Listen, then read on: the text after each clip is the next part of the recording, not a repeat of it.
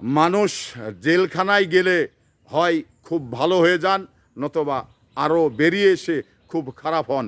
এই ধরনের নজির কিন্তু আমরা বাইরের জগতে দেখেছি।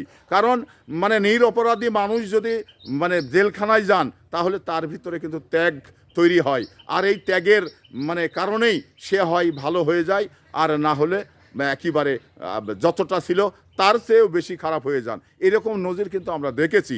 তবে একটি জিনিস হলো যে ঠেলার নাম বাবাজি, এই ধরনের একটি কথা রয়েছে।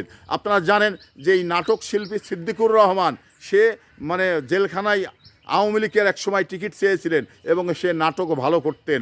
তো এবার মানুষ হাসানো অভিনয় সে করতেন। সেই সিদ্দিকুর রহমান ঠেলায় পড়ে, ঠেলার নাম যে বাবাজি, সেটা সিদ্দিকুর রহমানের ক্ষেত্রেই আমরা বুঝতে পারছি। সে জেলখানা থেকে এসে বড় বড় দাড়ি রেখেছেন, মানে নামাজ পড়ছেন এবং কোরআন জেলখানায় পড়েছেন। তো তাহলে কি ঠেলার নাম বাবাজি নয়?